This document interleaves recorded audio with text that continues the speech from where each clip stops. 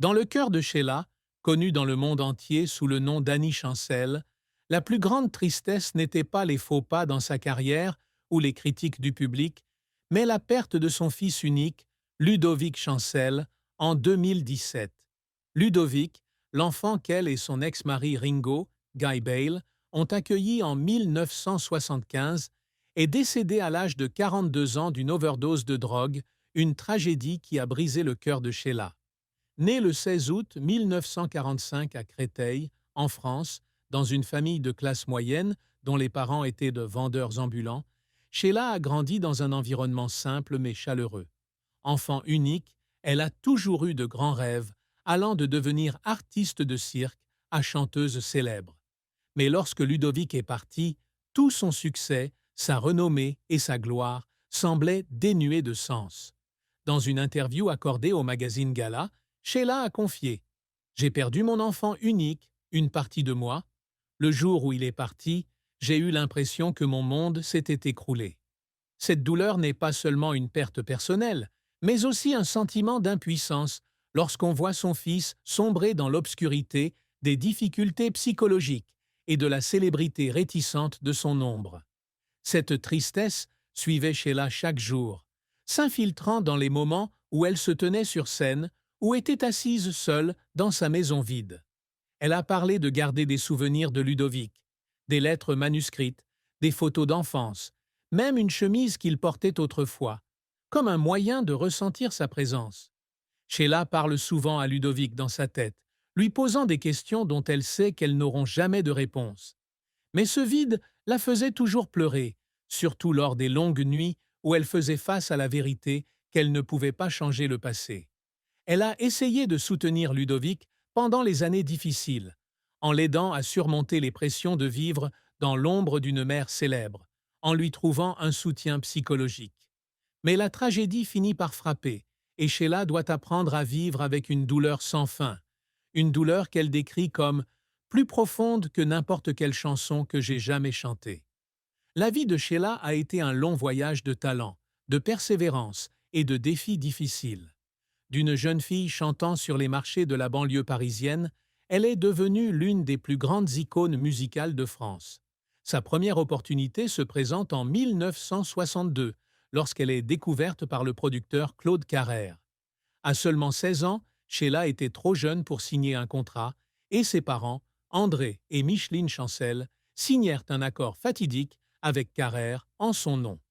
Le contrat lui a ouvert les portes de sa carrière, mais l'a également enfermée dans un contrat de 20 ans sous le contrôle des producteurs.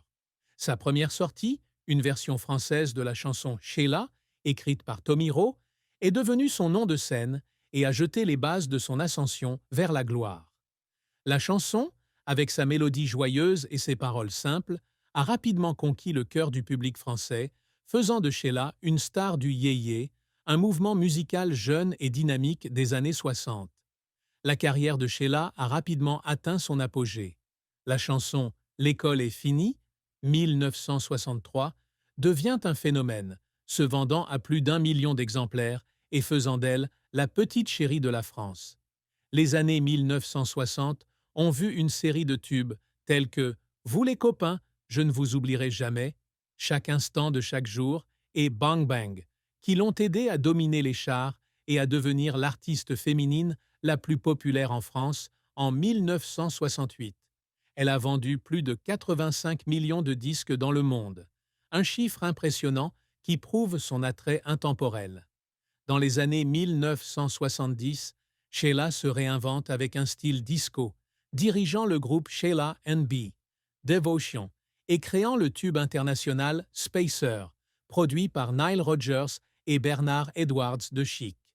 La chanson a non seulement été un succès en Europe, mais a également été classée aux États-Unis, un exploit rare pour un chanteur français. Sheila a également fait sa marque grâce à sa capacité à chanter dans plusieurs langues, de l'anglais, de l'allemand, de l'espagnol à l'italien, élargissant ainsi son influence à l'échelle mondiale. Cependant, la carrière de Sheila n'a pas été sans revers et difficultés. Dans sa jeunesse, elle a été confrontée à une rumeur virulente, selon laquelle elle était un homme, déclenchée par un article de France Dimanche après qu'elle ait révélé qu'elle suivait un traitement hormonal masculin pour traiter son anémie. Cette rumeur, bien que sans fondement, a profondément blessé Sheila et sa famille, lui valut le ridicule et la suspicion du public. Elle a un jour confié qu'elle pleurait beaucoup à cause de paroles malveillantes, mais qu'elle était déterminée à prouver sa valeur à travers la musique. Un autre échec survient lorsqu'elle tente de revenir sur scène en 1985 avec un spectacle au Zénith de Paris. Malgré les critiques élogieuses qu'elle a reçues pour sa performance, le spectacle n'a pas réussi à attirer le public escompté, la laissant se demander si elle avait encore sa place dans l'industrie musicale en pleine évolution. Les moments qui font pleurer Sheila sont souvent liés à la pression de sa carrière et de ses proches. Durant les années 1960, son emploi du temps chargé de tournées et d'enregistrements l'épuise, ce qui l'a conduit à s'effondrer sur scène à Roanne en 1964. Elle doit s'arrêter de se produire pendant près d'un an pour récupérer, période pendant laquelle elle craint que sa carrière soit terminée. Un autre moment marquant fut celui où elle termina sa prestation à l'Olympia en 1988 et annonça sa retraite de la scène, les larmes coulant sur ses joues, car elle avait le sentiment d'avoir été contrainte par l'industrie de la musique pendant trop longtemps. Elle a également pleuré en lisant le livre de son fils Ludovic, fils de 2005, dans lequel il exprimait la douleur de vivre dans l'ombre de sa mère. Les paroles de Ludovic ont amené Sheila à se reprocher de ne pas avoir réalisé les difficultés auxquelles son fils était confronté, et elle a passé les années suivantes à essayer de réparer sa relation avec lui.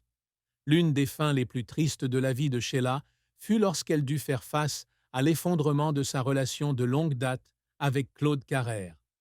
Pendant plus de 20 ans, Carrère n'était pas seulement le producteur, mais aussi celui qui contrôlait tous les aspects de la carrière de Sheila, de la sélection des chansons aux horaires des performances. Cependant, la relation est devenue tendue lorsque Sheila a découvert qu'elle ne recevait pas l'intégralité des royalties de ses succès. En 1995, elle décide de poursuivre Carrère en justice, un acte qui exige un grand courage car il risque de détruire sa carrière. La bataille juridique fut longue et pleine de tensions, laissant Sheila confrontée à des nuits blanches et à la peur de tout perdre. Finalement, elle a gagné, reprenant le contrôle de ses finances et de son art. Mais cette victoire a laissé une profonde cicatrice, car Sheila a réalisé que les meilleures années de sa carrière avaient été dominées par quelqu'un qui ne la respectait pas vraiment. L'amour et le mariage de Sheila sont un chapitre coloré, mais non dénué de tristesse. Elle rencontre Guy Bale, connu sous son nom de scène Ringo, lors d'une séance photo pour un roman graphique au début des années 70. Leur amour s'épanouit rapidement et ils se marièrent le 13 février 1973 à Notre-Dame de la Gare à Paris, à 13h13 précise, un détail qui devint le symbole de leur romance. Le couple n'était pas seulement partenaire de vie, mais aussi partenaires musicaux, formant le duo Sheila and Ringo et créant le tube Les gondoles à Venise, une douce chanson sur l'amour à Venise. En 1975, ils accueillent leur fils Ludovic et Sheila, pensent que leur petite famille sera heureuse pour toujours. Cependant, le mariage de Sheila et Ringo a rapidement connu des moments difficiles. La pression de la célébrité, les emplois du temps chargés et l'attention indésirable de la presse à scandale ont fait que leur relation s'est détériorée. Leur mariage est devenu le sujet d'articles sensationnalistes, avec des titres exploitant des désaccords mineurs. En 1979, Sheila et Ringo divorcent, la laissant avec un profond sentiment d'échec. Elle a un jour partagé qu'elle espérait sauver le mariage pour le bien de Ludovic, mais elle a finalement réalisé que les deux ne pouvaient pas continuer. Après le divorce, Sheila a maintenu une relation respectueuse avec Ringo pour le bien de son fils, mais elle a admis qu'elle avait beaucoup pleuré parce que son rêve d'une famille parfaite avait été brisé. Elle s'est remariée plus tard avec Yves Martin en 2006, un homme qui lui a apporté la paix, mais la tristesse de son premier mariage reste une partie indélébile de son cœur. Une autre fin triste dans la vie de Sheila fut la mort de son fils Ludovic en 2017. Ludovic a grandi sous les projecteurs de sa mère, mais cela est devenu un fardeau. Il a partagé dans son livre Fils de Ketre, le fils de Sheila, lui donnait le sentiment d'être emprisonné, incapable de se façonner librement. Tout au long de sa carrière, Sheila s'est efforcée de laisser un héritage musical intemporel. Elle a enregistré près de 400 chansons, des tubes yéyé comme L'école est finie, au titre disco comme Spacer. Elle s'est également constamment réinventée, passant d'une star yéyé des années 60, diva disco des années 70, à une interprète émotionnelle des années 2000. L'album Solide, 2012, a été une étape importante, marquant 50 ans de sa carrière avec de nouvelles chansons qui exprimaient sa résilience et sa passion inébranlable. Sheila a également reçu de nombreux prix, dont la Victoire de la musique en 2013 pour sa contre